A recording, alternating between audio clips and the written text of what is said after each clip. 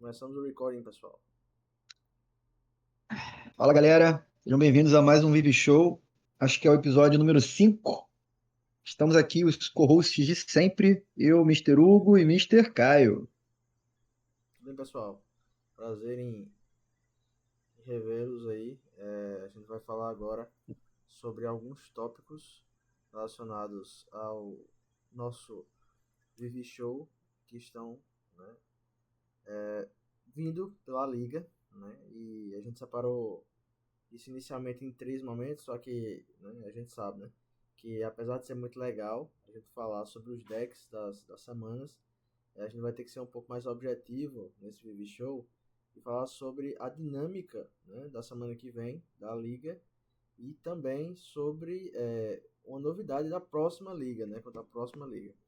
Então, perdoem se a gente não fez ainda, né, das últimas semanas, a avaliação, os comentários sobre os decks. Isso vai acontecer, inclusive vai acontecer semana que vem sobre, né, os decks que serão apresentados nessa semana, mas porque a gente precisa realmente ser mais objetivo quanto ao que a gente tem que mostrar, mas enfim, passo a palavra para o Hugo aí que vai continuar a nossa pauta. Como o Caio falou, a gente tinha separado os decks do dia primeiro, que foram os que a gente teve acesso, né? Que foi da quarta-feira aí, retrasada. Dessa semana eu esqueci de pedir, também a galera não comentou nada, então a gente ia perder um certo tempo falando dos outros decks e tem coisas mais importantes para falar. Como o Caio comentou, dia 18 ou 19, que vai ser o próximo Vive Show, é quando a gente vai conseguir falar das listas desse top 8 que a gente vai comentar agora. Então, eu quero gastar um tempinho agora explicando como que vai ser esse top 8 para tirar a dúvida de todo mundo, porque tem pessoas que já estão classificadas, tem 7 pessoas classificadas, e tem um oitavo spot que está em aberto, né? Para quem não sabe, o top 8 ele é eliminatório, né? Melhor de 3. Só no Pro Tour e no Mundial que é melhor de 5. Eu não acho que tem necessidade de fazer melhor de 5 jogos, que fica muito longo, né? Mas isso pode ser estudado para a próxima liga. Então, melhor de 3 jogos. Primeiro jogo normal, né? 60 cartas. A partir do segundo jogo, os dois players vão ter acesso a sideboard. E você pode sidear novamente no G3, caso ele aconteça. O primeiro jogo, eles vão acontecer simultaneamente, né? Mas em ordem de lista mesmo. O primeiro jogo vai ser do Thiago, né? Que é o nosso primeiro seed. A gente colocou uma cláusula especial nessa última liga que a pessoa que ganhasse duas ligas, né? 2 semanas invicto, teria já acesso ao seed, né? É uma regra que, para ser sincero, eu não sei se vai se manter na próxima season, porque desencoraja o player de jogar, né? Tipo, o Thiago, por exemplo, se classificou fazendo um 3-0 e um 4-0, né? Inclusive, parabéns, Thiago, né? Ótimos resultados. E aí, depois ele, tipo assim, pô, né? Nas outras semanas a gente não tava muito afim de jogar, porque poderia tirar a pontuação da galera e tal, então a gente deve tirar essa cláusula especial aí para ficar mais competitivo em cima de pontuação mesmo. Incentivando assim a pessoa aí o máximo que ela puder ir. O Thiago ele vai enfrentar o último seed, que vai ser o campeão dessa terça-feira agora. E quando a gente fala campeão de terça, é porque a gente está movendo, para quem não sabe, para quem não se ligou no grupo, a gente está movendo o torneio do VV de quarta-feira para terça, porque quarta-feira vai ser o Invitational. E nessa terça-feira vai ser o torneio normal. A gente vai colocar 4 rounds, né? Para não ter. Porque a gente precisa de um campeão, né? Então a gente vai colocar 4 rounds ao invés de 2 pods de 3. Por enquanto está com 8 players, né? Então não tem necessidade de ter mais do que isso. E a pessoa que estiver no topo da tabela, né, e não tiver classificada vai ganhar a vaga. Então, exemplo, vamos dizer que no topo da tabela vai estar o Rafael, aí em segundo lugar vai estar o Bruno, em terceiro vai estar a Obagé e em quarto vai estar o Matheus, ou o Natan, ou o Arthur, ou o Thiago, tá ligado? Qualquer uma dessas pessoas que não tem vaga no top 8, que estiver no topo da tabela, o mais alto da tabela, vai ganhar a vaga, entendeu? Então, tipo assim, continua sendo um resultado totalmente dependente da pessoa, né? Você fez um 2-1, você fez um 3-0, você está garantindo muito possivelmente aí a sua vaga no top 8. Mas isso também não impede as pessoas de jogarem no torneio normal. Como a gente tem fazendo a premiação, né? Top 4 ganha crédito na loja, campeão ganha uma promo pack, quem está fora da premiação do crédito ganha carta promo e por aí vai. Seguindo, né? Depois vai vir João, que foi nosso player de melhor classificação mais consistente, eu acho, né? Jogou todos os torneios, só no último que ele foi, entre aspas, meio mal, que eu acho que ele perdeu duas e ganhou uma. Mas ele tem ficado sempre em primeiro ou em segundo, todos os torneios. Como ele foi meio mal nessa última semana, que foi double digit, né? Valendo pontuação dobrada, ele acabou ficando em quarto. E aí eu consegui chegar ali pertinho, ficando em quinto, que eu fiz 3-0 na última semana. Depois do outro lado da tabela, né? tá o Rafael, que ficou em segundo, pegando o sétimo, que foi o Bruno, e abaixo deles o Alabagé, enfrentando o Abadias. Então eu coloquei aqui bem didático a semifinal A. Vai ser o campeão do Thiago e do oitavo lugar contra o campeão do João e eu, né? E a semifinal B vai ser o campeão do Rafael e do Bruno versus o campeão do Auá e do Abadias. E a final segue da mesma forma, né? Digamos que o João ganha do Thiago e o Albagé ganha do Rafael. A final vai ser João e Albagé. A gente vai premiar nessa liga o primeiro lugar com a inscrição no pré-release, como a gente tinha combinado. O segundo lugar vai ganhar o playmatch. E a gente conseguiu aí uma doação de membros do grupo, né? No caso, membro do grupo. E a gente vai também premiar o terceiro lugar. Né? O terceiro lugar vai ganhar uma deck box customizada, né? Comprada ali na loja, bem legal. Então, se a galera topar, no caso, eu acho uma premiação bacana, dá para também ter a partida de terceiro e quarto lugares, né? Com os losers aí da semifinal. Então, quem perder na semifinal, não for para a final, ainda joga mais um jogo para definir quem é o terceiro local para ganhar essa deck box. Todo mundo vai ganhar um promo pack e esse torneio ele é gratuito, né? Ele é justamente um torneio feito com tudo que a gente conseguiu juntar de grana nesse período da liga. Então, quarta-feira, quem está classificado não paga nada para jogar, só ganha, né? Galera, regras do top 8 que eu acho legal frisar. Quem é o maior seed está sempre podendo escolher estar na play. Então, por exemplo, entre Rafael e Bruno, o Rafael ficou em segundo, o Bruno ficou em sétimo. Então, o Rafael ele pode escolher, no primeiro jogo, ficar na play. Se ele perder, né, ele pode escolher ficar na play de novo. Aí segue a regra normal do Magic. Quem perde, escolhe se começa ou não. Mas o G1, quanto mais alto no torneio, melhor para você. Eu, por exemplo, se eu ganhar do João, eu tô em quinto, né? Aí eu vou estar na draw contra o João. E se eu ganhar do João, eu só vou estar na play se o oitavo lugar ganhar do Thiago, na semifinal, por exemplo. Se o Thiago ganhar, eu vou estar na draw de novo, entendeu? E por aí vai, porque tá sempre na play quem tá no maior seed. Espero que isso não cause nenhuma dúvida. Todo top 8 de Magic ele funciona da mesma forma e vai ser assim.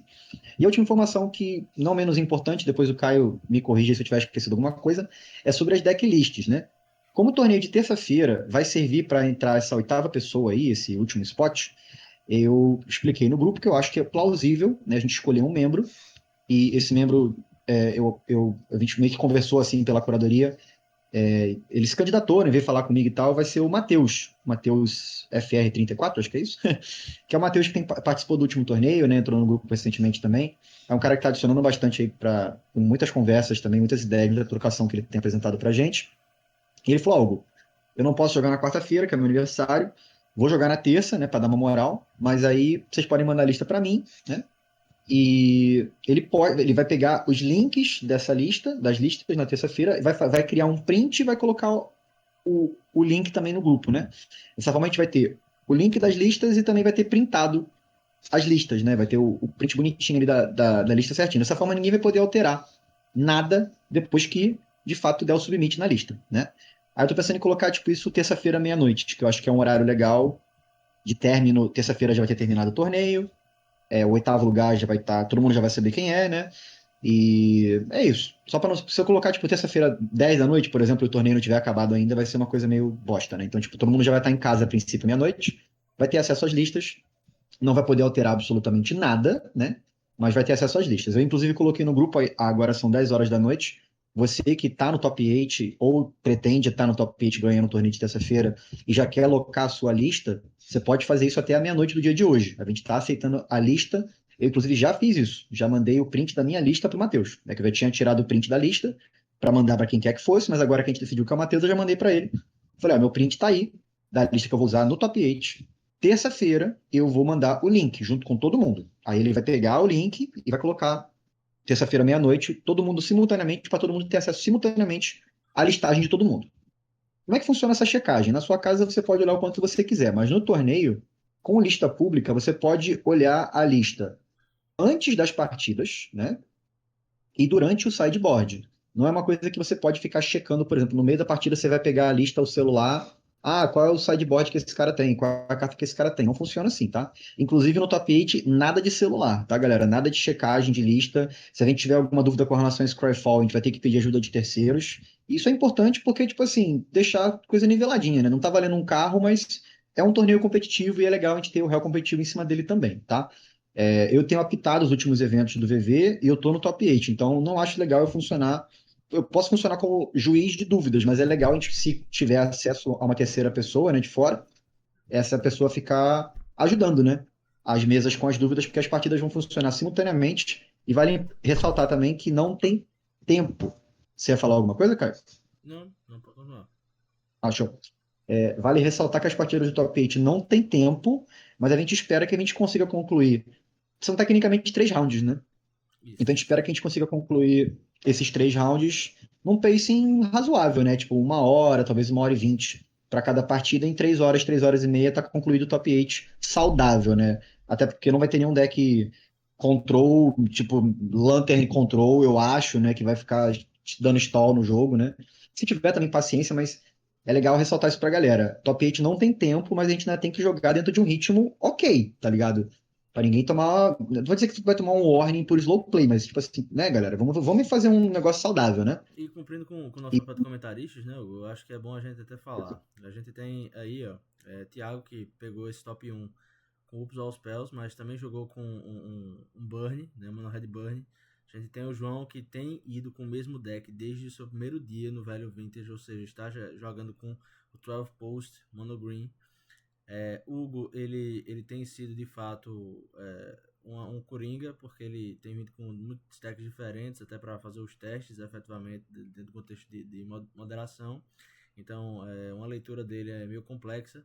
Rafael, ele sempre vem de sim. Mono Black, né? Assim, é um Mono Black que já teve algumas nuances. Começou, acho que Devotion, depois foi para o Mono Black Sacrifice. Hoje já está o Mono Black quase que Control, na minha concepção. Agora Porque tá o 8 tem. hack. Então 8 hack, né? Então 8 hack. Agora tá o 8 hack. Ou seja, Rafael ele transita entre as facetas do Mono Black. É interessante isso. Bruno ele é um cara que jogou, se não me engano, com um Rakdos Burn e jogou também agora com um Artefatos muito interessante, que foi um Artefatos no último jogo, e por isso que ele conseguiu o 7º lugar. Artefatos Encantamentos. Eu nem sei como chamar esse deck de Bruno, ele criou da cabeça dele. Isso não existe. É o All That Glitters, né? O All That Glitters que dá esse bônus de artefato e encantamento simultaneamente. Era um UW deck dele. Exatamente. E o mesmo efeito do Elder Clearers tem no Místico dele, né? Então o Bruno É. ele tá com um deck bem engraçado aí, que é Enchantments and Artifacts in a row aí, bem legal. O Abajé, ele sempre joga com decks mais agressivos. Ele tem jogado com Boros Convoke, que é um deck Boros extremamente, né, rápido. Tem jogado também com Dredge, com tudo. Dredge, na minha concepção, foi a única digressão que ele teve. E o Abadias, o Abajé também jogou com o Mono Red Burn, né? O Bunny. Assim, no modelo Modern, né? Bem mais parecido com o modelo Modern. E o Abadias, ele tem jogado com o Up the Beanstalks dentro do contexto do Affinity. E com o Abadias, ele O Berrogues. o Ele foi com o Berrogues, Berrogues exatamente. também. Ele é bem criativo, né? O Berrogues não existe também. É um deck que não existe no Valor Vintage. Que ele é o progenitor, né? Eu fiz esse comentário sobre o que acontece efetivamente com esses players, porque muitos players talvez não tenham a condição de estudar, né, o passado. Né? Estudar o passado é muito importante. Então vocês vão atrás do que foi falado aqui sobre essas listas que jogam, enfim. Pode ser que você veja alguma coisa parecida efetivamente no top 8. Ou não, né? Também, Justo, claro. justo, acho justo. O que o Caio comentou até vale pra mim, porque, como ele falou, eu e o Bruno, eu acho que de todo mundo que tá aí, e desse oitavo player, que é até agora a gente não sabe quem é, né? São as pessoas que mais mudaram de deck, né? O João, o Rafael, o Auá, mesmo indo com decks bem agressivos, sempre na base do vermelho, né? Teve uma semana que ele foi com um Mono Black Lapox, mas não foi muito bem. E o Thiago também, os dois resultados que ele fez foi com o Upsell Spells. Então, tipo, eu e o Bruno, por exemplo, a gente tem uma flexibilização maior, mas ao mesmo tempo a gente também não tem a experiência, né, que essa galera tem, tá ligado? Tipo, a experiência de entender como é que é o matchup do deck, como é que ele funciona, contratar o deck se ele é melhor, se ele é pior. Então, são as vantagens e desvantagens de estar destreinado, né? Tipo, eu, por exemplo, vou jogar na quarta-feira com um deck que eu nunca joguei, eu testei só pessoalmente, né? Mesma coisa o Bruno, ele fez resultado na última semana com um deck que ele nunca tinha jogado, né? E mais tarde vamos pegar um gancho em cima disso aí. Mas por enquanto, eu acho que no top 8 tem alguma outra regra que eu deixei passar, Caio, que você percebeu? Não, nenhuma. Eu acho que Eu acho que seria é isso. legal a gente fazer um MD5, uma melhor de 5 na final, Só que aí, pessoal, a gente tem que ver a hora, né? Muita gente aí não pode chegar em casa muito tarde, infelizmente. Né? Seria muito legal se Isso é uma coisa fosse que eu acho que a isso. gente. Isso é uma coisa que a gente pode deixar para a próxima season e até avisar antes, né? Porque, querendo ou não, você tem uma mudança muito drástica também de uma melhor de 3 para uma melhor de 5, né? Porque numa melhor de Exatamente. 5, galera, para quem não sabe, o sideboard só é permitido a partir do terceiro jogo. Então você vai jogar o primeiro e o segundo jogo locado com o deck inicial. E a partir do terceiro, que seria o equivalente a uma melhor de 3, né? Porque você só tem acesso ao side no seu segundo jogo, pode ser seu último, né? No melhor de 5 também. Você vai jogar a primeira, a segunda sem side. Terceiro, caso você tenha perdido, pode ser seu último jogo. Aí você vai jogar o terceiro e o quarto com side e talvez o último, quinto jogo, né, decisivo. É Eu uma não sei. dinâmica Isso totalmente diferente, porque esses decks é. que sofrem muito com o side, eles tendem a alavancar muito cedo no G1, G2, e isso cria na cabeça do cara, né, que perdeu essas duas partidas, um furacão de emoções, né, e o cara pode acabar jogando mal por causa disso, etc. Como o Dredd, né, que costuma ganhar o G1 e perder o G2, G3 dentro do contexto do Vintage específico, né? Sim. Mas é isso. Não mas isso também pode ficar aberto para pauta, né? Até porque ainda falta uma semana para. Ainda falta alguns dias aí para rolar a final, né? Mas eu acho que sobre o top 8 a gente pincelou tudo, eu só queria reforçar. Basicamente, todos esses argumentos que eu dei, eu já falei no grupo ou pessoalmente com pessoas que me perguntaram, né, diretamente. E eu só queria explicar direitinho como que são as regras do top 8. E eu acho que a gente pode passar para o próximo assunto da pauta, né, Caio? Sim, o próximo assunto da pauta, pessoal, vai ser relacionado à próxima liga, né? E especificamente às restrições e banimentos que acontecerão. Isso foi extremamente, minuciosamente argumentado, foi estudado. A gente teve uma sensibilidade para tentar não warpar o formato com restrições e banimentos, porque acontece também. Tentar dar uma maior liberdade, mas ainda assim não retirar tudo para que a algazarra ela não se estabeleça. A gente pode continuar, né, Sim, com a sim. sua belíssima análise inicial aí do, Eu só acho que é legal ressaltar da ajuda que a gente teve, acho que é bacana, né, a gente comentar, porque isso que o Caio falou é verdade. Eu e ele, na primeira season, a gente teve talvez 3 ou 4 conversas entre idas para a loja, aqui em casa, sobre a lista inicial. A gente fez a proposta, a gente teve feedback de muita gente, né? Só que agora para a segunda season, a gente está tendo ajuda de outros players também, além de pessoas que vêm dar pitaco para a gente. O Matheus, como eu tinha comentado, tem acrescentado muito, e o Luiz, o Alabagé, dá para se considerar que agora eles fazem parte desse grupo de curadoria do VV, né? E juntos, nós 4, a gente conversou bastante. Assim, foram algumas horas de call em dias diferentes, argumentando sobre restrição, sobre banimento, o que é saudável, o que não é, por que não é, né? E vale muito a pena ressaltar, e eu já comentei isso com alguns players, que essas decisões foram tomadas antes, inclusive, da semana passada, né? Do aparecimento de deck da semana passada ou do aparecimento de deck da semana retrasada, né? Então, sim, são análises que a gente está fazendo já, observando o metagame. O Matheus, por exemplo, está observando o metagame há basicamente 3 semanas, né? Ele só foi participar agora na última semana. Então, foi muito importante ter esse olho de fora, né? Que ele trouxe, analisando, né? O sideboard da galera, vendo ali a galera jogar. E eu, Caio e o Luiz, a gente está analisando no field, né? A gente está todo dia ali jogando, dando a cara a tapa ali para testar a estratégia nova, entender o que funciona. Eu fui um pouco além e conversei pessoalmente com alguns players de arquétipos específicos para coletar feedback, né? E eu acho que isso vai ficar claro quando a gente for falar da lista. Eu só queria deixar claro que nenhuma decisão foi tomada de forma afoita. A gente não chegou e falou assim: ah, esse deck é muito forte, vamos acabar com ele.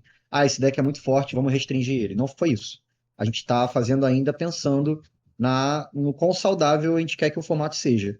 E no começo éramos só eu e Caio, agora tem mais pessoas agregando também. Isso é bom, porque aumenta, né, a gama de observações, não fica focado só no interesse, no bias, vamos dizer assim, que seja eu ou Caio. E em cima disso eu vou começar o revealing aqui, viu, Caio? Vou falar primeiro do que entrou na lista de bans. O que você acha? A gente fala primeiro vamos falar primeiro do Unban, o que você acha? Eu acho que é mais interessante falar sobre os Unbans, de fato, Show. inicialmente. Tá. Então eu queria fazer um truque de mágica aqui, mas eu acho que eu não vou conseguir, eu vou ter que ser rápido. Mas acho que a gente vai manter então a lista de banidas. Deixa eu só dar um double check pra ver se eu não tô falando besteira. A gente vai manter a lista de banidas então Eu por consigo enquanto. fazer o truque de mágica aqui, não se preocupe. Deixa eu fazer o truque de mágica aqui. Que eu não tô vendo a sua tela. Qual truque que você vai fazer? Vai bloquear a tela? Bloqueei a tela. Massa, valeu. Então, tela bloqueada, beleza. Posso voltar? Não. Calma, galera, calma, galera. Tá bem. Tem que ter surpresa, tem que ter surpresa. Beleza.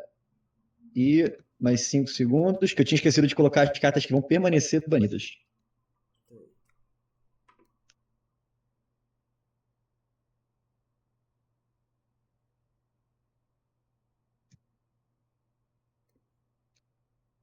Prontinho. Perfeito. Pode fazer o truque de mágica aí. Já foi feito. Beleza, galera. Então, passando rápido que tem muita coisa para falar, tá? O Channel permanece banido e na minha concepção vai permanecer banido para sempre, porque ele possibilita um combo extremamente consistente no turno 2 e é possível fazer no turno 1. Então, tipo, um dos tópicos que a gente bateu nos restrições e banimentos do formato é o clock do formato. Quão rápido o formato tem que ser, o que é aceitável para o formato. Então, tipo, a gente conversando e jogando e testando, percebeu que o formato é turno 3, né? Na última semana, inclusive, foi fast de turno 3. Ou eu morria no turno 3 ou eu matava no turno 3. E se você não morre no turno 3, você tem que estar impedindo o seu oponente de matar no turno 3. Agora, turno 1, turno 2, não. Então o Channel continua banido por causa desse motivo, e vale a pena ressaltar que ele é banido na porra toda, no Legacy, no Commander, restrito no Vintage.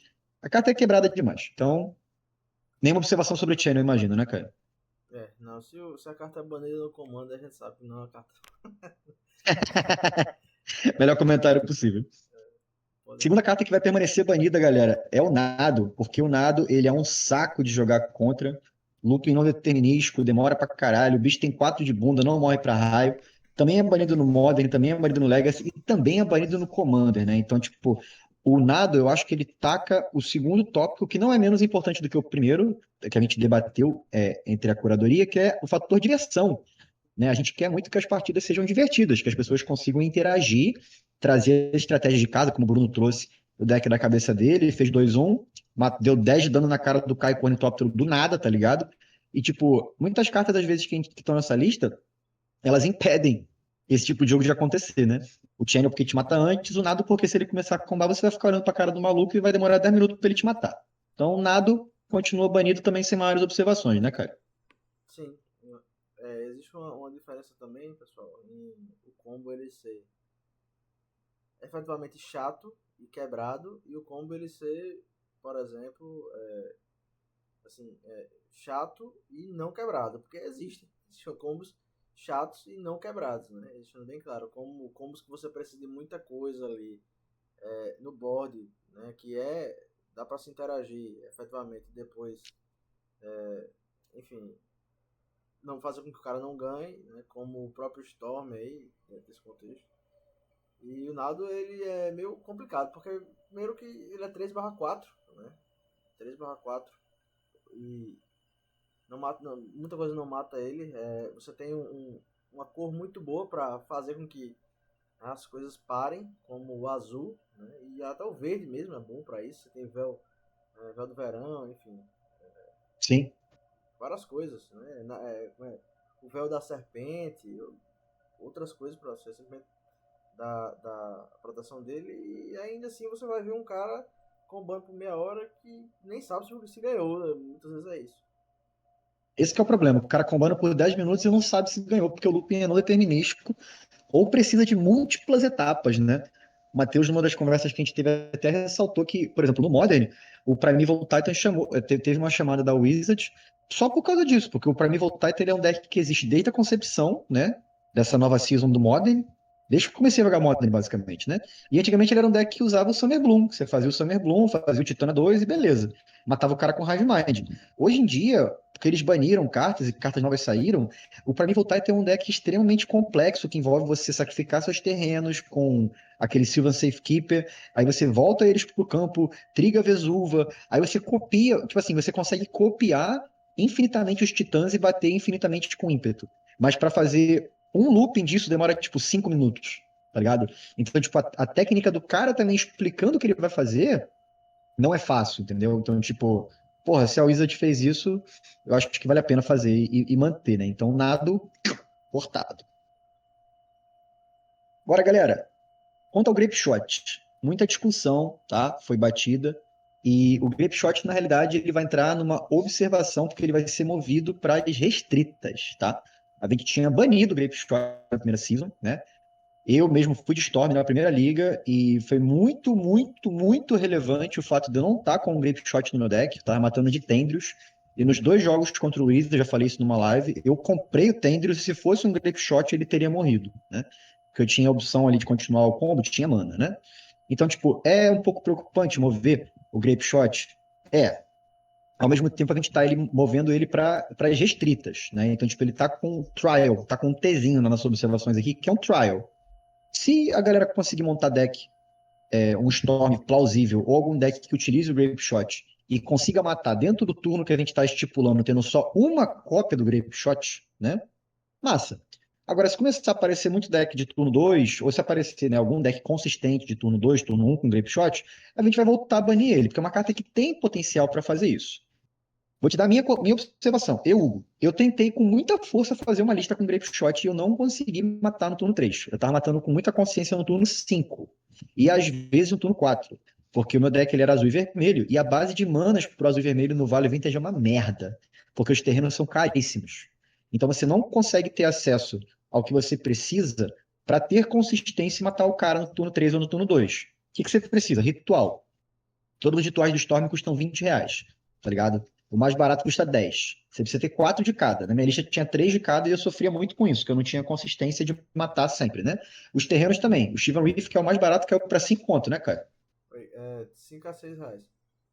Pronto. A Check Land é R$ 15. A outra land que quando entra, a Fast Land, é R$ 12.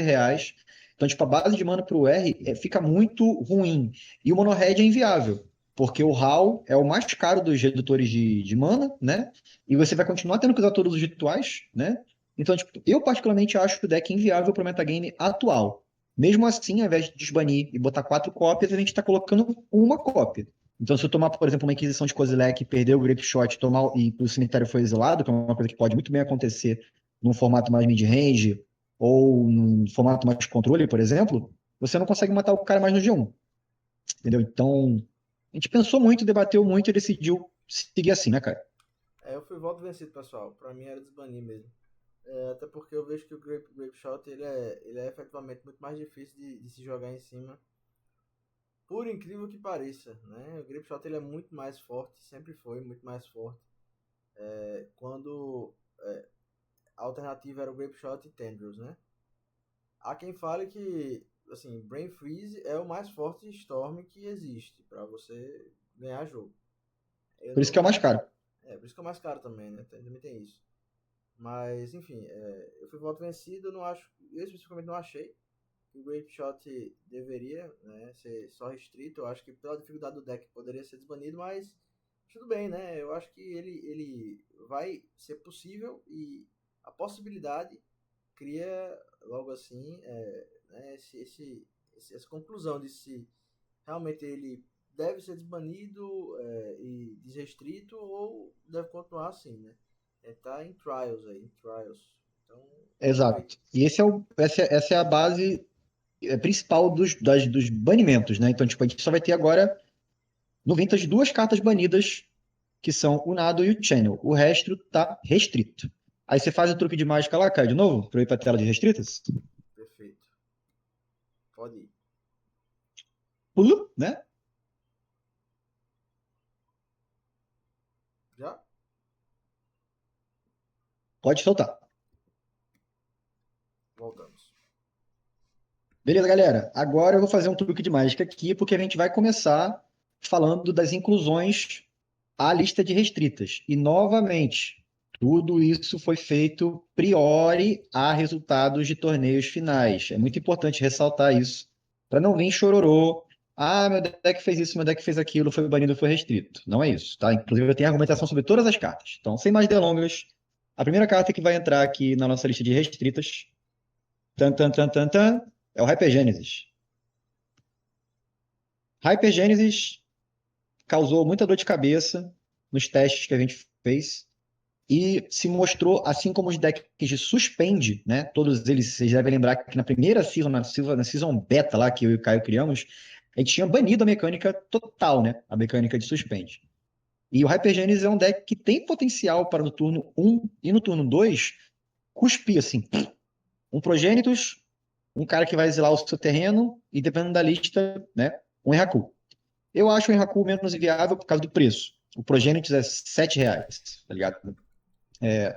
Se ele conseguir botar um Progenitus e mais um bicho no turno 2, eu acho que o oponente tem que ter muita criatura relevante para isso não ser uma kill. Porque o Progenitus tem proteção contra absolutamente tudo. Ele tem 10 de ataque, então em 2 turnos você morre, tá ligado?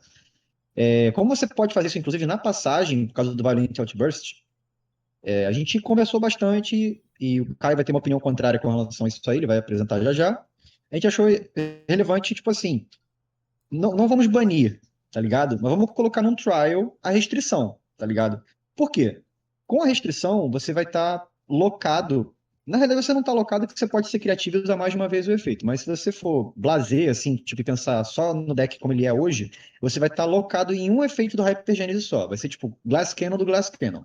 E eu acho um efeito do Hypergenesis bem feito o suficiente para matar. É o equivalente a um combo. Você não vai estar de fato matando o seu oponente, mas você vai estar colocando lá um Progenitus, tira o bicho dele, tira um terreno, bota um bicho com Hexproof, um bicho 10-10. Vai. O cara tá morto na volta, entendeu? Só que você vai poder fazer isso uma vez, que só vai ter acesso a um Hypergênesis. Claro, se a pessoa conseguir exploitar e utilizar múltiplas vezes a mesma cópia da carta do Hypergênesis, é uma outra questão. Abre espaço para criatividade de deck building e para o metagame também se adaptar. Essa carta não viu jogo ainda no formato, mas muitas outras cartas da lista de restrições e até da de banimento também não viram jogo na loja para a gente chegar a essa conclusão, porque a gente fez teste. A gente pegou a lista de fora, a gente acompanhou o metagame de fora, e é a base que a gente está usando para restringir o Hypergênesis por enquanto. Pessoal, eu fui a favor do banimento do Hypergênesis, né? E depois foi voto vencido quanto ao banimento e voto vencido quanto à restrição, porque eu não queria restrição. Para mim, ou bania ou deixava mesmo acontecer. Porque a minha visão é a seguinte: dentro desse modo, né, a gente não pode testar efetivamente o Hypergênesis. Né? A verdade é que a restrição é basicamente um banimento, porque é muito commitment você jogar com uma carta só, sabe? Na minha concepção. Concordo. E assim, poderia causar frustração. Mas assim, eu acho que todo mundo é adulto bastante, né? Pra simplesmente aprender, né? Com as próprias decisões. E essas conclusões assim de frustração, porque o que eu penso que acontecerá, pessoal. Se você jogar errado, né, esse Hypergênesis, você vai ou levar uma nula e vai perder o jogo. É basicamente isso. Você nunca vai castar os bichões da mão, a não ser que você esteja com Hypergênesis e um Wolf of the Druids, né? Um deck misto ali, talvez seja interessante. Enfim, olha, tô colocando. Exato. Mas se for baseado só no Hypergênesis, você não vai jogar direito. A segunda coisa você pode simplesmente ter um removal global. Se você não castar o Hypergênesis muito rápido, você perde o jogo, né? Porque acontece, o removal global mata tudo, né? Inclusive o Progenitus, que é a única coisa que poderia matar. Eu acho muito difícil porque a gente não tem visto no VV o removal global, né? Inclusive o Mono Black é o único que usa, e usa um Languish, que não é um removal global, porque só dá -4/-4. Mas ninguém usa Wrath of the God, ninguém usa Day of Judgment, ninguém usa coisas parecidas. Usa o Bontu, né? Só que Aquela Bontu mata tudo, não mata? Só que você pula a sua etapa de desvirar, não é isso? Isso, né? Que é uma faca de 2 gumes, ou faca de 2 legumes. E a terceira é você simplesmente morrer antes mesmo. Existe essa possibilidade. A partir do momento em que você desce o Hypergênesis, e não duvide da capacidade de um Hyperagro matar você na 3, se ele tiver na play, na volta. E você tem um bicho para defender. Ah, meu Deus, eu tenho um Progenitus, ele defende um bicho, né? Ele defende um. Não, pensando no Affinity do Abadias, por exemplo, você faz um Hypergênesis, aí você tá com 2 bichos, você tá com o Progenitus e o cara que exila permanente. Aí você faz o Progenitus primeiro, o cara faz no seu barriga, você vai exila o seu barriga, o cara cospe 4, seu barriga e um menito e volta de chapeamento. Você tá perdeu o morto. jogo. E você deu o jogo pro cara, né? Você tá morto. Entendeu? Então, assim, eu particularmente acho que a discussão e a argumentação foi essa. Eu acho que esse estilo de jogo pro Hypergenes é muito mais interessante. Ainda mais na loja como a gente tá agora, que é um formato hiper agro, né? Tem muito deck agro, muito deck matando, finalizando com combo ou com porrada no turno 3. Então, tipo, você conseguir montar um deck onde o Hypergenes é funcional e consegue sobreviver, né? Tipo, não tomar um counter ou fazer isso com consistência. Porra, palmas, cara, tá ligado? Tipo, acho que é isso que a gente quer incentivar, a criatividade. O próprio Caio comentou aí meio que por alto, veio da cabeça dele, mas você vê que ele já pensou, né? Pô, se tiver um Oath of Druids, já é uma solução, entendeu? Um Oath Genesis ali. E eu acho que o último argumento que eu queria dar é o seguinte: esse deck, essa carta, ela é banida no Modern, sendo que ela foi banida no Legacy, galera.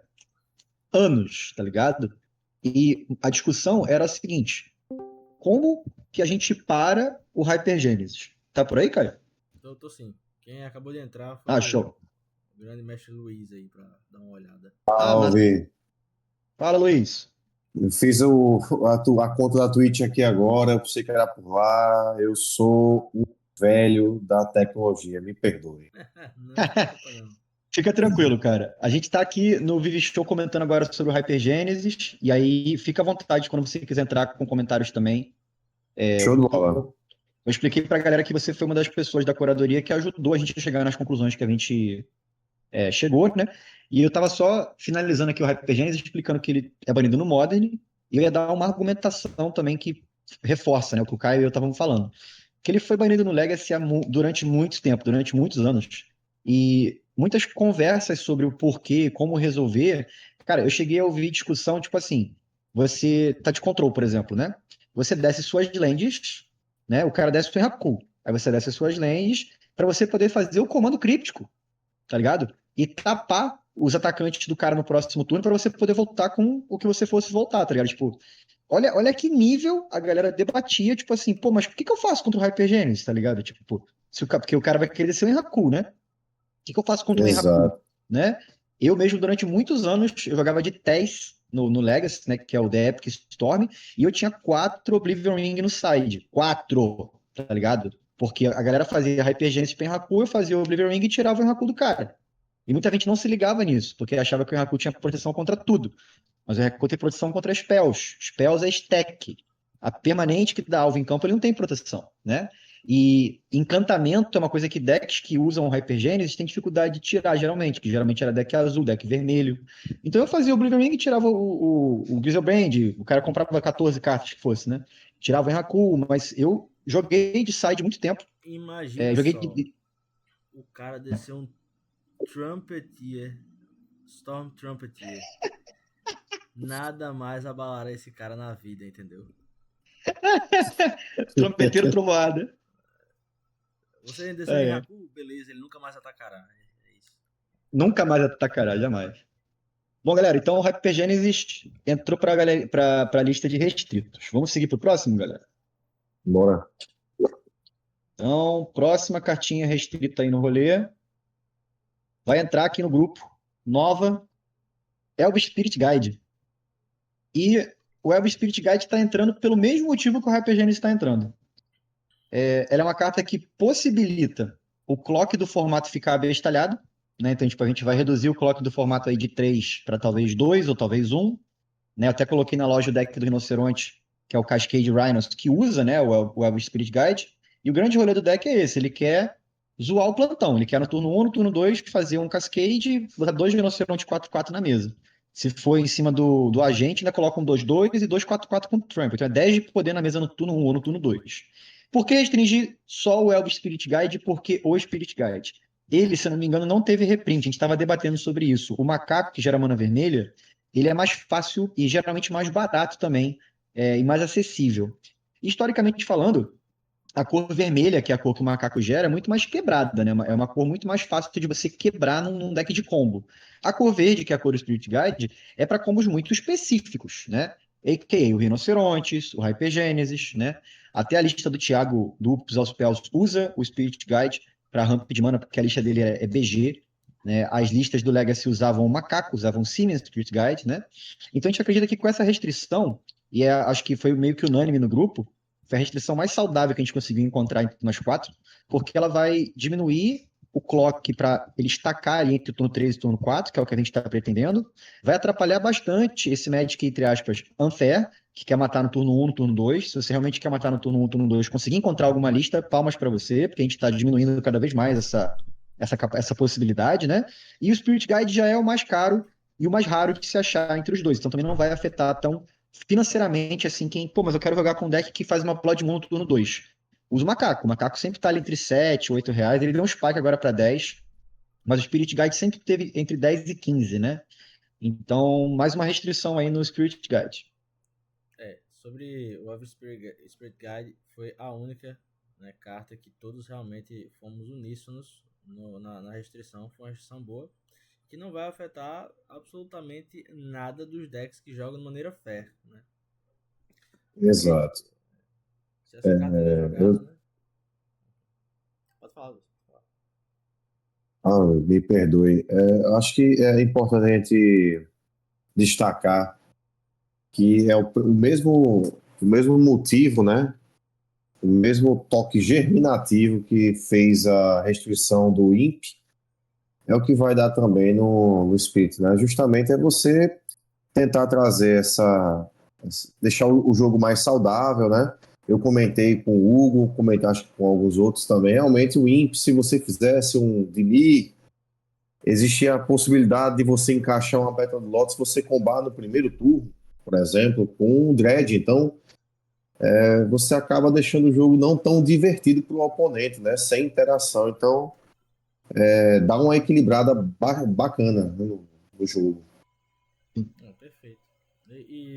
Outro comentário sobre Elvis Spirit Guide é que, note, o Espírito Guia Símio, ele é uma carta mais usada, apesar de também, né, não ter um preço tão mais elevado, porque já teve mais reprints.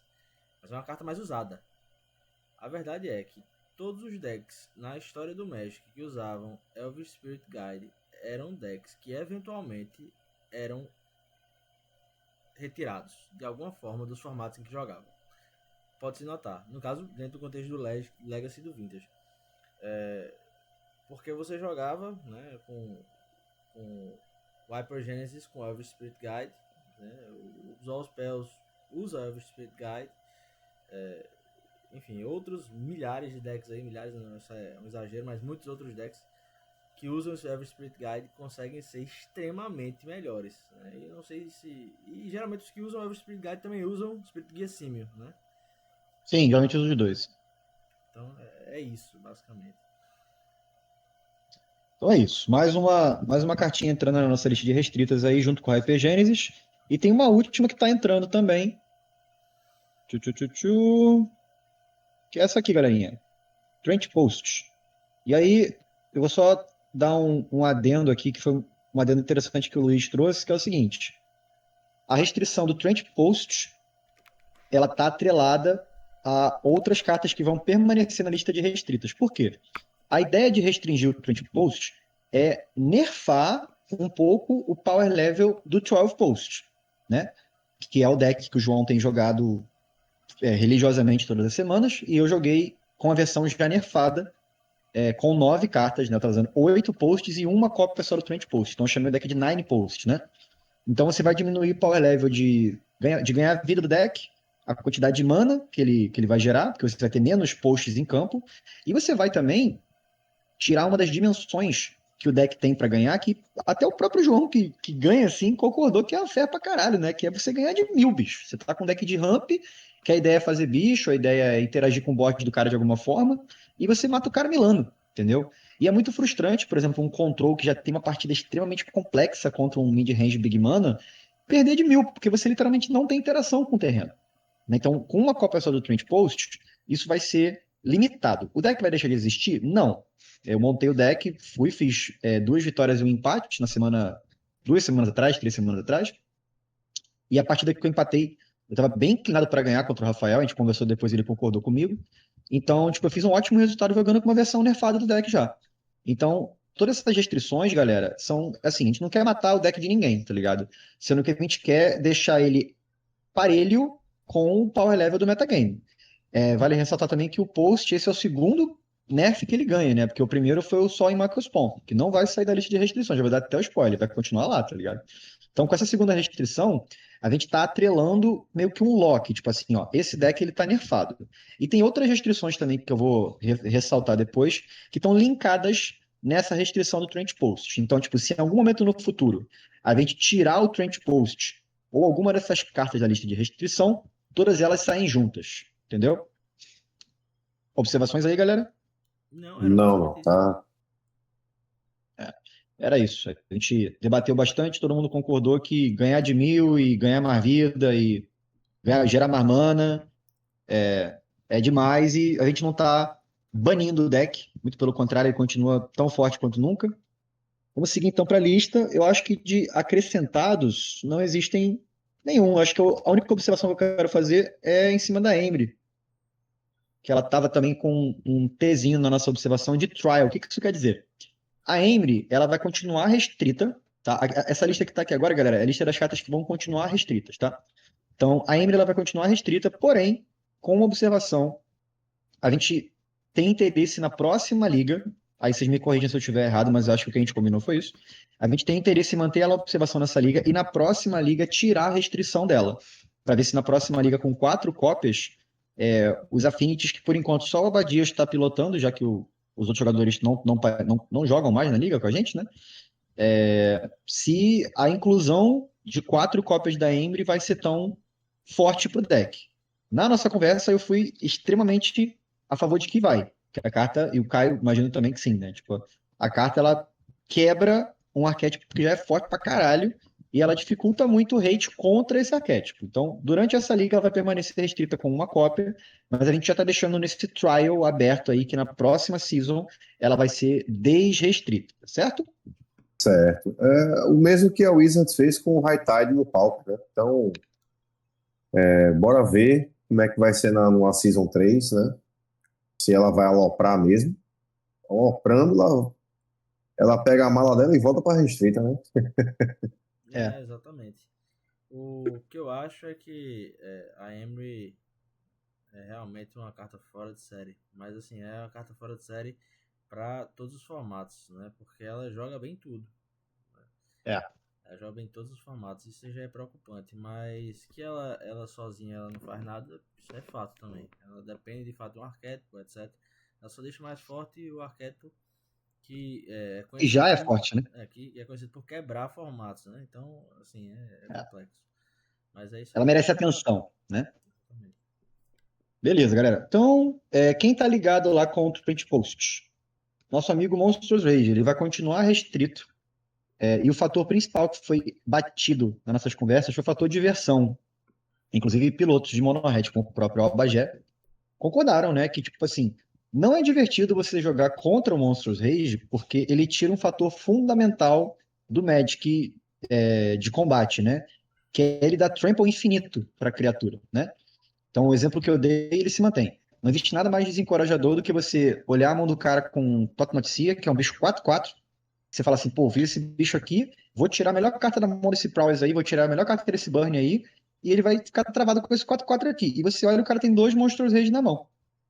Você perdeu esse jogo. Não tem como você ganhar nunca mais, porque de qualquer forma o cara vai dar trample infinito, você não pode bloquear, você vai tirar qualquer possibilidade de uma Lingering Soul jogar formato, você vai tirar a possibilidade de qualquer soldadinho do Humanos defender, e você vai basicamente sempre tomar o que o jogador do vermelho quiser que você tome, tá ligado? Por causa desse trample infinito. Ah, mas é só você matar o bicho em resposta. Massa, só que a gente tá falando de decks que são programados pra te matar no turno 3, tá ligado? Então, no turno 3, o que você fez se está na draw? Você desceu 2 terrenos. Você desceu o primeiro e passou pro cara ou fez um bloco, desceu o segundo e guardou uma remoção, tá ligado? Então, tipo, ela foi banida no Standard, ela chegou a ser banida no Pioneer, eu não me lembro se ela foi restrita no Não, Pioneer. não. Não, né? No Pioneer ela tá normal. O que foi banido no É. Pioneer foi justamente O o rato. Hearthfire. Exatamente, o O rato. rato. E aí, só para concluir meu documento para passar a voz para outro, é que a restrição dela está atrelada à restrição do Trent Post. Então, se em algum momento a gente tirar a restrição dela, a gente tira do Trent Post, porque os dois decks estão nerfados dessa forma, né? E vice-versa. Se tirar o Trent Post, tira o Monstrous Rage também. Eu fui, pessoal. Justamente. Comentário rápido, Luiz. Aí quando eu fui, voto vencido nisso aí, tá? Eu achava que seria melhor desbanir. Mas eu depois apresento uma pitadinha de argumento. Mas assim, claro que vamos deixar assim, porque de fato foi bem discutido, tá? Foi bem discutido isso aí. A raiva monstruosa, né? Existem sobressalentes, claro, não vou dizer que não exista, né? É claro que ela tem o diferencial do Trent. Ela não mata o baralho de forma nenhuma. Um Monohead Prowess, que consequentemente vai utilizar os 12 ratos, né? Tospirose fantástica. Você vai sacrificar o rato cresceu, né? Então, se você não tem o exílio para o rato, você vai acabar tomando, de toda forma, o dano dele, né? Então, você pode crescer ele com turn side out, você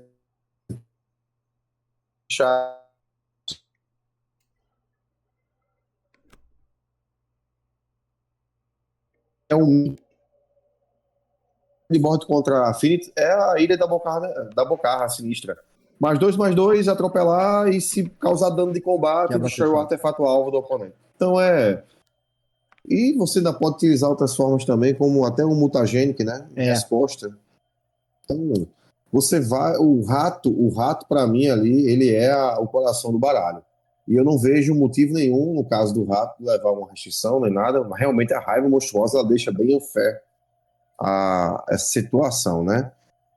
Mas Ou vai, né? ou vai. E sim, realmente, e se você tiver uma desrestrição do trend post, né? Eu acho que realmente para chegar e tentar batê-lo, a raiva monstruosa ela ficaria liberada justamente para ter esse fator de resposta, né? De ter bater de igual, né? Sim. Questão de velocidade. Acho que daria certo. Então, concordo com tudo que foi dito aí. Chegamos juntos nessa conclusão, né, pessoal? Eu só queria demonstrar aqui, na verdade, o porquê eu fui voto vencido, né, as razões, mas eu concordo com tudo, o pessoal exposou, né, deixou exposto aí deixou expostas muitas razões aí, né, de deixarem expostas muitas razões. O grande fato é que é o seguinte, a gente pensou que depois do Monsters Rage restrito a gente veria menos agro, isso não ocorreu. Mas talvez por outras razões, né? Talvez por outras razões. Porque é uma carta substituível. Ela só é uma carta quebrada. Aí essa tem sido a minha Diminuiu ideia. o uso de mono-red, né? Mas o agro continuou pesado, né? Exatamente. Exato. O mono-red eu acho que só o Neto que tá continuando mono-red, né? Neto Giacomo. O último que foi. E ele não foi muito bem essa semana, infelizmente. Exato. Eu tava vendo realmente acompanhei as últimas duas partidas dele, né? E ele não teve draws tão significativos, né? Realmente o baralho deu uma traída nele ali, né? E quando veio, o oponente tinha resposta. Então, realmente, ele não teve jogadas tão felizes nesses dois últimos campeonatos.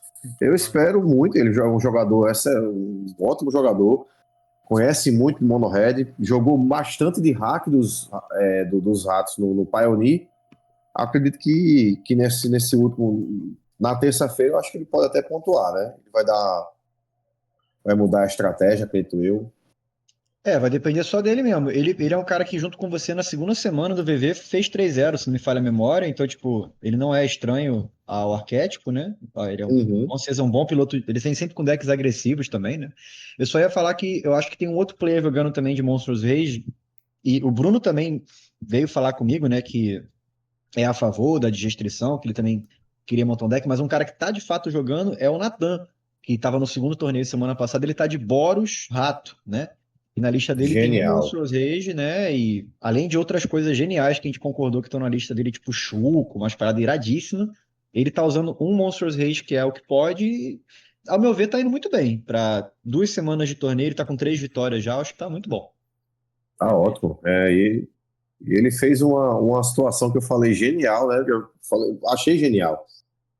Ele tá usando justamente a versão do Boros dos Ratos e usando a espadachim do pé de. Eu esqueci agora. Uma ratinha branca de 1 mana, 1/2. Toda vez que ela é alvo de macho com habilidade, ela dá +1/+0 para todos os ratos.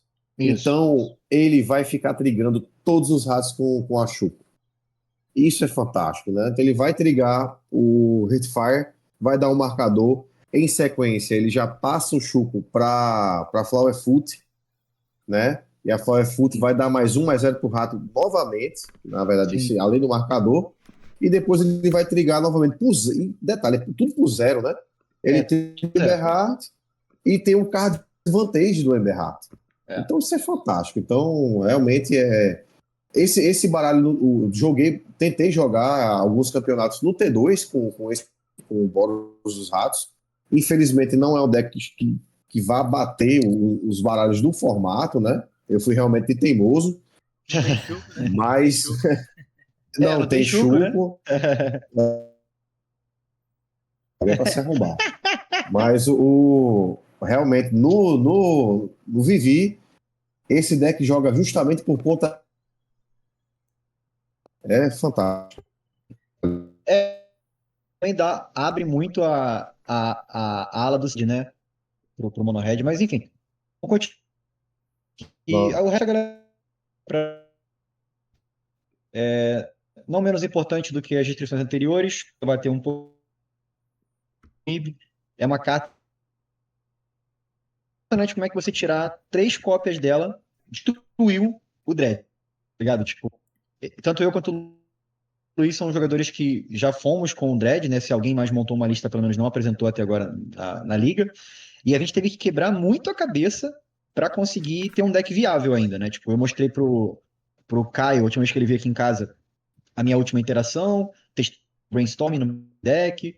E, cara, é muito difícil você ter a mesma velocidade, a mesma explosão que você tinha antes, né? Que você tinha acesso a 4, 5 I. Porque a diferença de Dread 5 para Dread 4 é, tipo assim, descomunal, tá ligado? E eu sei que parece que não é, mas é absurda.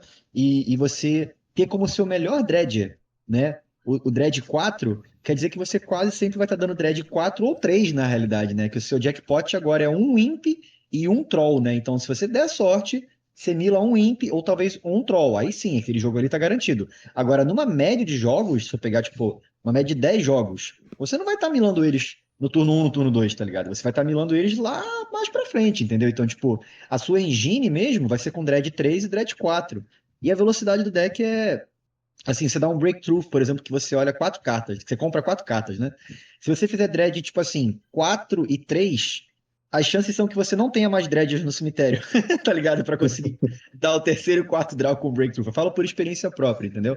Onde se você fizer se você tiver, tipo, 4 imps, você geralmente faz o primeiro draw do breakthrough com um imp, você acha o segundo, tá ligado? Ou então você acha outro dread 4 e você vai fazer todos os 4 draws do breakthrough, você vai substituir por dread e vai explodir a mesa, né? Vai colocar aí Exato. um monte de zumbi. Então, tipo, esses turnos explosivos que aconteciam no turno 1, no turno 1 não, só com a pétala, como o Luiz comentou, mas aconteciam no turno 2 e no turno 3, sem a quarta cópia do Imp, cara, fica muito comprometido. Tanto que eu nunca mais fui de Dread. Eu fui de Dread na primeira semana, e depois que a gente fez o nerf, eu nunca mais fui com o deck, porque eu não acredito mais no potencial dele. A gente tá testando outras listas, mas aquela lista que eu montei Mono Blue, esquece. Então, eu acho que é saudável o Imp continuar junto com os restritos.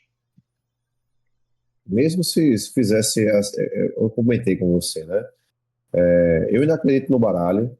Eu só imagino que a versão Izzet dele pudesse ser um pouco mais rápida, porque você teria estudo cuidadoso à sua disposição, teria também a Faithless Looting, Tem a né? Fênix Até também. mesmo a Fênix, até mesmo se fosse o caso, né? Jogar dá para encaixar as 4 Gestão do Mind Main Deck e fazer uma Sim. versão Grix dele, justamente porque você vai poder ficar descartando as coisas com o Imp, sendo que tiraria um outro propósito do deck que eu acho muito bom usar o Amálgama com a Creeping Chill, com. Eu esqueci o outro zumbi agora.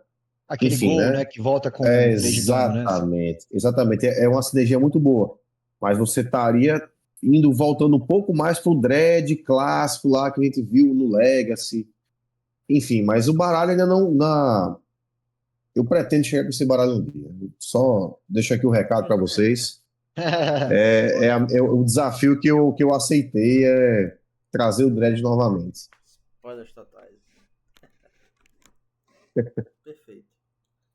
Vamos seguir então. Caio, alguma observação sobre o Diabrete? Não. Não, eu que dei a ideia, permanece assim, ótimo. Tá bom. Então, por favor.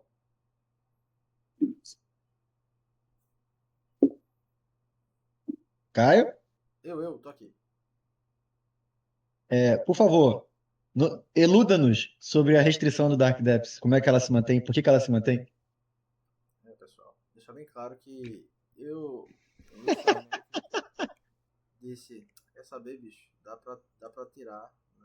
Mas é uma carta muito complexa, né? Você tem diversas formas de ativá-la e meio que se cria efetivamente essa necessidade de você ter uns outros Plowshares, um Path to Exile ou uma carta que né, volta ele pra mão. A gente tem alternativas aí, né, para fazer um Turbo Deaths de maneira muito consistente e permanecer com o Dark Deaths, na verdade, mostra commitment, se você quiser deixar só um, né? E o cara que colocar um Dark Deaths vai colocar outras coisas no deck tão fortes quanto, caso a alternativa dele seja, né, mexer com land. Né? A gente tem outras oportunidades incríveis de lands muito pesadas, claro, mas que se você for fazer em cima, como Glacial Chasm, que a gente pode ver, claro, uma ou duas no máximo, a gente tem assim, milhares de coisas que podem fazer com que o Dark Deaths efetivamente consiga chegar, né? Em tempo. Mas, claro, é commitment. É basicamente isso. E um Dark Depth só, assim como a argumentação do Hypergênesis, né? Tipo, torna a estratégia um pouco mais frágil, né? Pouco não, bem mais frágil, porque o que eu ia comentar em cima do que o Caio falou de ter o Swords ou de ter o Bounce é que não resolve o deck. Porque você matar o primeiro Maritilage não resolve nada. Porque justamente pelo fato do deck ser criado em cima do combo, a chance dele conseguir voltar a carta do cemitério ou ter outra é muito grande. Então, nos testes que a gente fez com o Turbo Depths, eu estourava um Maritilage na 3 e tinha outro na 4 esperando ali, tá ligado? Você deu um Sword nesse aí, beleza, tô com mais 20 de life, tem outro 20 aqui te olhando, entendeu? Então, tipo, novamente, restringir é pra você continuar criativo. Eu consegui fazer uma lista bem interessante de lands, mostrei pro Caio, que utiliza outros terrenos também, mega roubados, e aí tinha um Dark Depths lá, ele falou, pô, bicho, mas por que você tá usando Dark Depths nessa lista? Eu falei, porque eu queria matar de Dark Depths, tá ligado? E só tava encarecendo a lista, na realidade, né? Só que a ideia do deck era outra, era usar os terrenos para poder fazer coisas, né? Que terreno é uma coisa que é bem pouco utilizada, é bem difícil de você interagir com o terreno, né? E é isso que torna o Dark Depths tão forte. Então ele segue aí na lista de restritas. Algum argumento, senhor Luiz? Não, eu acho que é justíssimo, né? Até porque o interessante do Magic, né? A mágica, é o jogador, né? Então, se o jogador conseguir contornar o Dark Depths, para mim tá excelente, traz novas mecânicas e ele não foca no baralho só naquilo dali. Então, É isso acho que aí, para é mérito. mim, Exato. exatamente, não mata o baralho, né? E faz com que ele tenha um pouco mais de abrangência, né? Outras win conditions dentro do baralho, né? Mais criatividade. Seguindo aqui, a gente vai manter também a Fireband Student restrita. Também teve muita discussão sobre de restringir ela, só que quando a gente conseguiu fechar na lista atual, né, e a gente manteve Monsters Rage banido, restrito, a gente percebeu que é importante manter ela também, por causa justamente da consistência que você tinha de turno 3 kill. Porque vale a pena ressaltar, galera, quando a gente fala dos tópicos que a gente utilizou para fazer essa lista, número um era o clock do formato, né? E quando a carta entrava no clock do formato, assim, se ela saía do clock, tipo assim, ela possibilita um turno 1 kill, turno 2 kill, tipo Channel, Bunny, né? O Elvish Spirit Guide aumenta a consistência de decks que combam antes da 3, então vamos restringir, né? Agora, nenhum deck, e eu digo com exatidão isso, nenhum deck mata no turno 3 100% das vezes. Vamos pegar o exemplo que eu dei na nossa conversa lá, o Boros Convoke, que é um deck que turno 2 dele, cara, é assustador. Turno 2 dele, ele vai botar 3 goblins estourando lá uma ficha, vai convocar geral, fazer o bichinho que olha 6 do topo, vai te mostrar um goblin mais um bicho. Tu vai fazer as contas lá, tu vê que tem 16 de dano na mesa, tá ligado? Então, tipo assim, ele vai estar ou te matando numa Draw God no turno 3, né? Numa God Hand, ou colocando, assim, muita pressão, um dano letal absurdo. Como é que você quebra isso? Se você anular alguma coisa no turno 2, se você matar o drop 1 dele, se você quebrar o artefato dele, ou impedir ele de jogar o cara que dá o convoke, já tira, porra, 4 marchas. A Lá tava enfiando a marcha 5 do carro, você volta ele pra marcha 2, entendeu? Agora, todo deck vai ter algum tipo de interação, né? Vai ter um descarte, vai ter um swords, alguma coisa assim. Esse mono-red, que foi o mono-red que o Caio montou, e que o Matheus também tem muita experiência, que é o Prowess, né? Você faz uma Fireband na 2, cara, o cara tá morto na 3. Não tem desenrolo. Tipo, não existe argumentação. Tipo assim, Fireband na 2, você tá morto na 3. Que ela vai gerar 9, 12 manas e você vai conseguir filtrar, né, com cartas que dão aquele efeito de exilar do topo, gerar uma clue, né? E você vai ficar dando mais 3 de ataque, trigando Prowess, e se você tiver com uma Swift Spear na mesa, ela vai estar também ganhando pump. Então, tipo, era uma consistência de turno 3 com ela na mesa muito grande. E esse foi o argumento inicial que a gente usou para restringir ela, e ele se mantém para ela continuar restrita agora. De fato. A verdade é que o Mono Red Ratos, você coloca uma menina dessa e você ganha o jogo com os ratos e com ela. Acabou. Realmente. E é isso. Tem uma carta no baralho do Prowess, né? Que ela entra aí especificamente quando você usa a estudante, né? Que é o Book Up. Então, se você der o Book Up nela, dobrando o poder, você vai gerar mais mana, você vai dar também. Eu acho que é recapitular, né? Do Book Up também. Tem recapitular. Então você vai dobrar o que já está dobrado. Então, amigo, você morre na 3. A verdade é que você nem precisa usar o Bookup porque tem. O Bookup atualmente tá até caro, Luiz. Você usa versões mais baratas que fazem até mais, na minha concepção. Que é o Temur Battle Rage. Porque dá Trample Sim. e Double Strike, né, filhão? Double Strike. Porque eu vi recentemente. Depois, né? Geralmente você pampa ela e depois usa o Bookup. A não ser que você use o Bookup logo. Porque a ideia é literalmente matar no turno 3. Aí a gente nunca vai usar logo o Bookup. Qual é a ideia do deck? Vamos quebrar a conta aqui só com ela. Não vamos contar os outros, tá? Você tá com ela turno 3. Você vai dar um Monstrous Rage. Ela vai ficar com 5 de dano, né? Aí você vai dar um outro Monstrous Rage ou um Titan's Fury. Ela vai ficar com 9 de dano. Você tem 9 manas. Aí você tem outras cartas na mão que vão cavar, no mínimo, mais 4 de dano. E mais uma carta que vai dar a mesma coisa, que é 4 de dano. Então você tem ali infinitas possibilidades de dar mais de 20 de dano no turno 3. E nisso, o que você quer, na verdade, é só adiantar o kill. Então, quando você tem, no turno 3, já essas duas Furies, né, na mão, que dá mais 3/0 e com os 2 de Prowess, e você coloca Double Strike, você já matou o cara. Porque você vai tirar 10 duas vezes e ainda vai dar com Trample. Então, às vezes é desnecessário até. Então, você tem carta até demais. Já aconteceu diversas vezes eu, cavar e eu ter, 4 cartas a mais de dano do que eu precisaria. Eu dava só porque, vou tirar 40 de dano do cara aqui, né, numa God Hand, que dá pra tirar no turno 3. Achei incrível. Não, e isso, como você falou, só com ela. Porque o deck faz turno 1 Swift Spear, e turno 2, você pode abrir também turno 1 encantamento, que dá 1 de dano, e na 2 a Swift Spear entra 2, e na 3 você vai ter o encantamento, a Swift Spear e ela batendo. Ou o Goblin, que você manda sacrificar para dar dano igual ao ataque dele também. Então, as spells que você casta nela também vão influenciar o resto do board. E você vai usar aquelas cartas que dá mais 13, mais 1 de ataque e exila do topo aqui, aquela Haste Magic. Tem uma outra que você pode exilar do topo e castar até o outro turno. Aí tem uma que faz clue também. Então, no exemplo que o Caio deu, ela vai estar com 9 de ataque, aí você gasta 2 manas, dá mais 3 de ataque, que não é mais 3, é mais 4 por causa do Prowess. Ela já está com 13 de dano. Aí você exila do topo mais um Titan Strange, você dá mais 4, já 17 de dano, tá entendendo? A carta se alimenta, tá ligado? Então, é ridícula a matemática dela. O Caio me matou umas 5 vezes com ela no turno 13, eu falei, Caio, não dá, bicho. Não dá. Acompanha comigo. Eu expliquei pra ele, ele falou, realmente, você tem razão. Tá ligado? É ridículo. É ridículo mesmo. É. Mas eu fui voto vencido. Beleza. Eu achei que ela poderia voltar. Você tá com todos os votos vencidos. Você é o Caio campeão do povo, galera. É isso. Caio para presidente. Obrigado. Vamos lá. Se- Seguindo essa linha de raciocínio, mas no outro extremo, né? O Michael Spawn foi, eu acho que a primeira restrição que eu trouxe para o VV, que eu tive a ideia e debati com o Caio na época, porque é a mesma ideia da Firebending, né? Eu percebia que toda vez que eu fazia ele na 3, eu ganhava o jogo. E eu fiquei, tipo, quase um mês, ou cheguei a ficar mais de um mês com o deck invicto. Porque eu tinha 4 Michael Spawn, e eu só perdi pro Caio quando ele fez esse Mono Red Prowess e ele tava na play.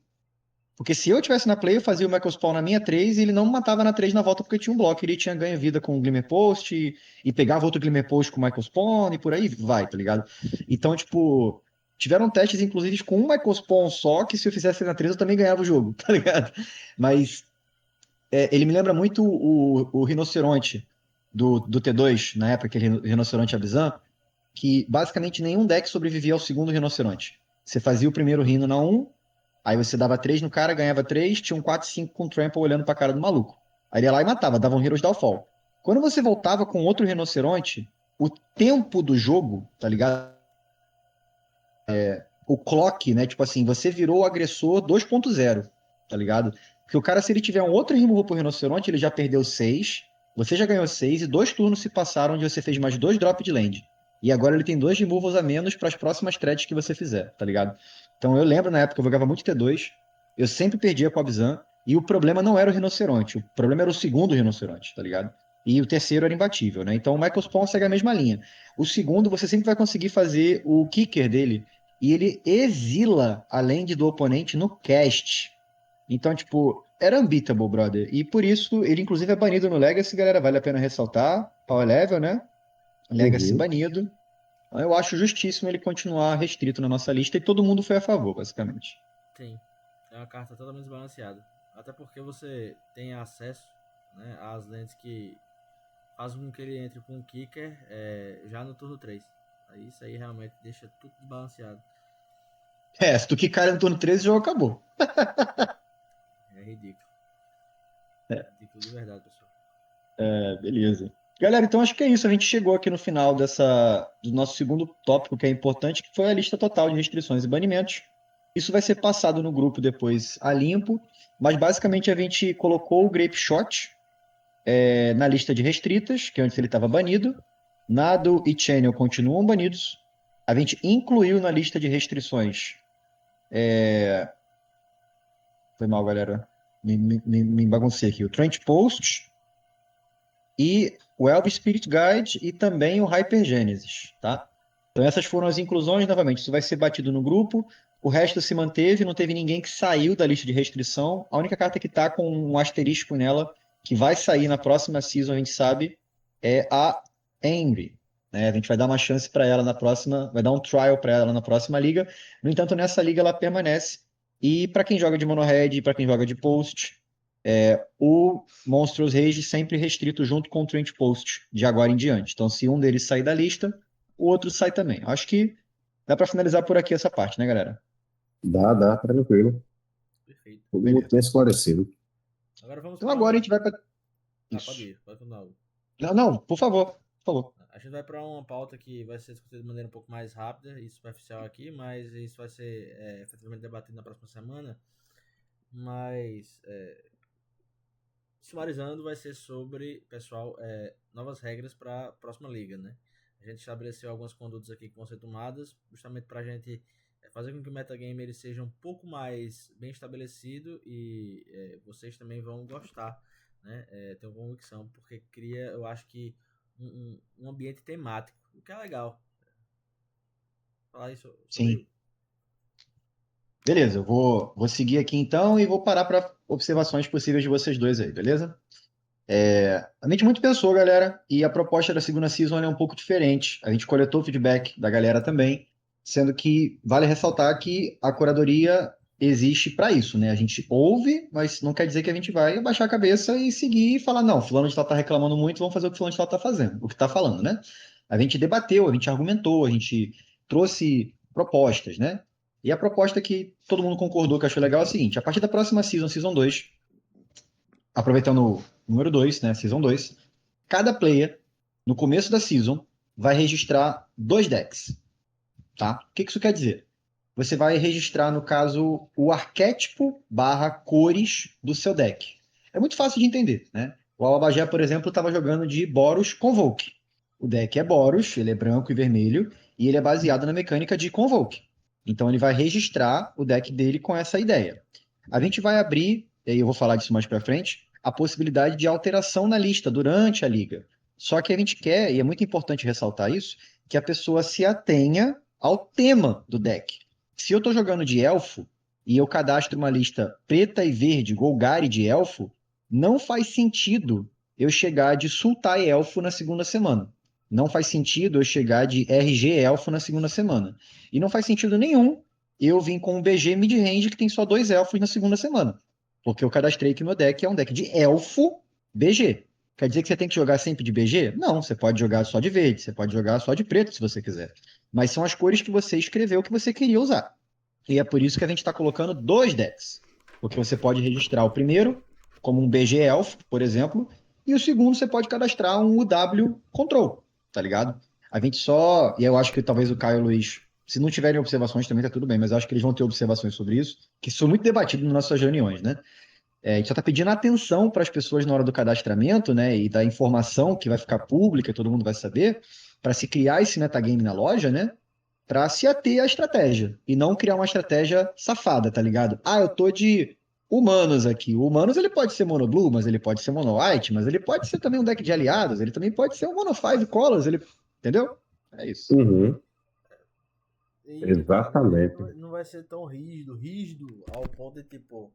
Porque uma coisa é objetiva, entendeu? Por exemplo, se eu tô jogando de Five Colors Humans, aí de repente não tem mais um humano verde, não tem mais um humano verde. Aí eu tô de Four Color Humans, mas pô, isso não tira a temática do Five Colors, na verdade, né? Na minha Sim. concepção. O que eu acho é que você não pode, de repente, fazer com que aquele deck Human Five Colors seja um Mono White Humans, porque aí descaracterizou totalmente o deck. É, Então, sim.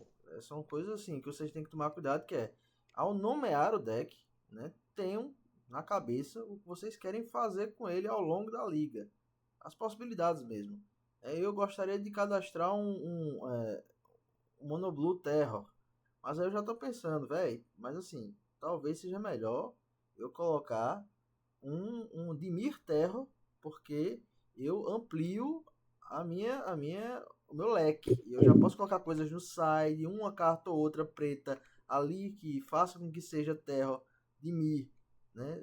De fato, que enfim, são várias possibilidades, mas se atenha, porque a gente não vai ser rígido, mas também não vai ser um algazarra, né? Você pegar, tirar metade dos elfos que tem no mono Green Elfos e colocar metade do deck Stomp e metade do deck Elf. Aí não dá certo. Basicamente isso. Exatamente. Essa estratégia justamente é visando manter um comprometimento, né, dos jogadores não apenas com o formato, mas também na visão de que quanto mais você joga com o seu baralho, mais você cria intimidade com a mecânica, mais você vai saber como que para a sua mão, saber o que você vai tirar na hora do side. Isso vai melhorar muito a questão do gameplay, né? Então, acredito eu que posso ter alguns jogadores que estão sentindo, eita, vou trocar de deck toda semana, então, mas, meu amigo, dê uma chance pro seu baralho, né? Dê uma chance para ele, veja tudinho, veja o que você pode melhorar. Eu acho que isso aí vai deixar o jogo muito mais saudável também. Isso vai possibilitar que a E gente como coloque foi mais falado controles, antes, vai né? criar Uhum. isso. Vai criar competitividade entre player também, né? A gente vai sair um pouco do deck contra deck e vai se tornar mais player contra player, né? Porque, por exemplo, se eu sei que o Caio, por exemplo, ele cadastrou o UB Cobras e mais um outro deck agressivo ou um deck mid-range para variar um pouco do control, né? Eu posso muito bem chegar e falar assim, não, essa semana eu quero ir para bater no Caio, tá ligado? Então, eu vou tentar ir com esse deck aqui fechado e ganhar do Caio. Dessa forma, não dá para fazer isso, né? Porque você vai ter só opção dos seus 2 decks que você cadastrou. Então, toda semana, essa roleta, essa pedra, papel e tesoura, né? Tipo assim, o deck do Luiz ganha do Caio, o deck do Caio ganha do Hugo, o deck do Hugo ganha do Luiz. Mas o deck B do Luiz ganha do Hugo, o deck B do Luiz perde pro Caio, tá ligado? Tipo, vai criar essa variação no metagame. E uma coisa que a gente discutiu e que vai ser super interessante também é que isso também cria muita variância no top 8. Porque no top 8, por exemplo, de agora, a gente estava falando isso antes de você chegar, ô Luiz. O Caio, ele ressaltou, né, que, tipo, ali em primeiro tá o Thiago, que tá de Upos aos Pels a princípio, né, a gente não sabe qual a lista que ele vai registrar, mas ele fez muito sucesso jogando de Upos aos Pels. Digamos que o campeão dessa terça-feira seja o Neto, por exemplo, a gente imagina que ele vai com alguma versão agressiva do Ratos, o Mono Red, ou então o Boros, né, ou então talvez o Humanos. João tá de Post, já é um Coringa, né, tipo assim, porque eu usei muito essa estratégia de variar de deck, e vale a pena ressaltar, galera, com resultados extremamente mistos. Eu sou o player que mais variou de deck, mas eu fiquei literalmente ou em primeiro ou em último, toda semana. Então, eu dei a minha cara a tapa justamente para testar estratégias. E tiveram estratégias que eu fiz 0-3. Quando eu fui de Storm, eu perdi todos os jogos. Eu fiz 0-6, tá ligado? E teve semana que eu fiz 4-0 de Dread. Então, tipo, esse metagame, eu tendo que me atrelar a um deck só, fica mais saudável, entendeu? Porque a gente vai conseguir, vai ter o fator surpresa, vai ter o fator diversão, vai incentivar as pessoas, né, a ficarem com um deck só, no caso dois, né, e vai facilitar também para a pessoa que, quando for jogar contra o cara, não vai ter aquela incerteza. Isso foi uma reclamação que a gente ouviu também no grupo, que eu achei válida. Porra, mas aí se o cara pode trocar de deck toda semana, não tem um commitment, eu nunca sei o que vai ser o metagame. Então, para os jogadores de control, por exemplo, ou para uma galera que joga mais de mid-range, fica um pouco mais fácil de você entender o que vai acontecer naquela semana. Claro, continua imprevisível, porque se a gente tem 8 players, são 16 decks. Se dois deles são seus, tem 14 decks aí para você jogar contra, né? Só que é o mesmo número de decks que aconteceram na nossa primeira semana, por exemplo, com 14 players. E era aberto, qualquer deck poderia aparecer. Então, essa ideia foi bacana, eu acho que é uma boa forma de começar a Season 2. E eu acho que a gente pode falar do próximo tópico que é mais, pelo menos passar por cima dele, né? Que é mais importante, talvez, até, né, cara? Vai ser de maneira bem rápida, pessoal. Bem objetivo.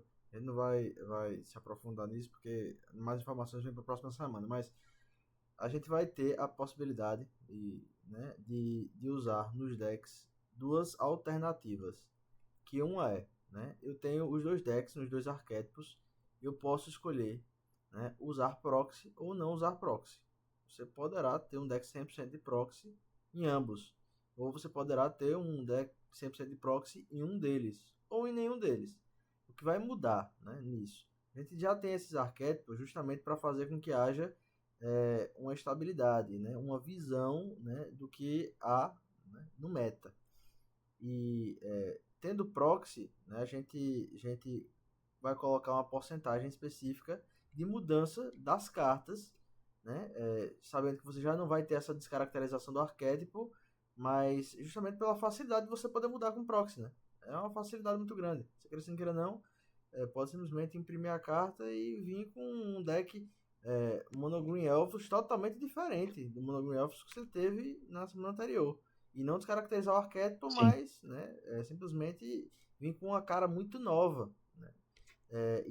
A gente vai tentar fazer com que estabeleça ainda mais esse commitment e fazer uma porcentagem de mudança para quem tem proxy sendo usado no deck, mas também uma porcentagem de mudança para quem não tem proxy sendo usado no deck, porque essa pessoa também vai ter Sim. que ter uma visão de commitment, né, muito mais apurada. Ela também deve ter ali uma porcentagem, claro, uma porcentagem um pouco mais alta, porque ela não vai usar proxy, né, então ela vai ter menos opção por si só, né? Quem tem proxy tem todas as opções, quem não tem proxy tem a opção do que tem em casa, então ela vai ter um pouco mais de margem para mudar de cartas, por exemplo, digamos 25%, 50%, 75%, a gente vai falar sobre isso na semana que vem, mas essa é a ideia, né? Para que a gente estabeleça o método de maneira coerente, não prejudique, né, as pessoas que querem usar proxy, não prejudique as pessoas que não querem usar proxy, e tudo fique de maneira muito bem estabelecida para todo mundo. Todo mundo, né? Exatamente. Então, pegando o gancho aqui em relação ao arquétipo, né, que você falou, Caio, se você pegar, vou dar um exemplo aqui do Burn, né? Então, você vai ter cartas chaves daquele baralho que vai ser justamente o cerne do baralho, né? A estrutura.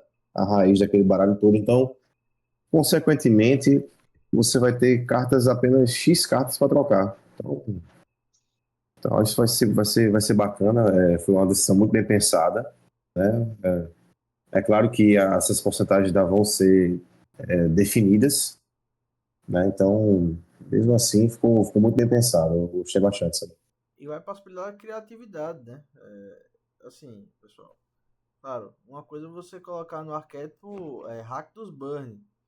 Outra coisa é você colocar no arquétipo Boros Burn. Isso aí realmente não vai poder mudar. Mas dentro do Rakdos, você tem possibilidades de burn diferentes. Dentro do Mono Red, você tem possibilidades de burn diferentes. Né? Enfim, isso aí tem que ser visto com criatividade por vocês aí. Sim. E é legal porque, como a gente está falando muito do metagame da loja, né? Tipo, a gente já sabe mais ou menos o que cada player ali, o estilo, né, de cada player do que ele gosta de jogar. Já dá para ter uma noção básica, né? Então, aí a pessoa fala assim, pô, mas eu vou ser obrigado a cadastrar 2 decks? Não. Se você quer jogar com um deck só, go for it, tá ligado? Só que você tem a possibilidade de cadastrar 2. A ideia de colocar a questão das restrições é justamente em cima disso, porque quando você cadastrar o seu deck, você vai falar, olha, eu não estou usando proxy, tá? Então a gente vai estabelecer ali uma porcentagem que, como o Caio falou, vai ser maior, de flexibilidade na hora de você alterar slot no side, na hora de você alterar até o próprio main deck de acordo com as semanas, né? No entanto, se você está usando proxy, como o Caio falou, a liberdade, possibilidades são infinitas, né? Então a gente vai dar uma restringida nessa porcentagem que vai ser menor. Então, basicamente, você jogar sem proxy vai ter um incentivo maior, porque você vai ter mais flexibilização na montagem do deck. E o incentivo de jogar com proxy vai ser menor, porque você vai ter menos chances de alterar o seu baralho durante a liga. Elas vão existir, mas vão ser menores. E como o Caio falou, né? Hoje é dia 12, a gente muito possivelmente vai fazer um Vivi Show entre o dia 18 ou 19, que é o Vivi Show finalizando aí o top 8, que vai acontecer na quinta-feira, na quarta-feira, dia 15, né?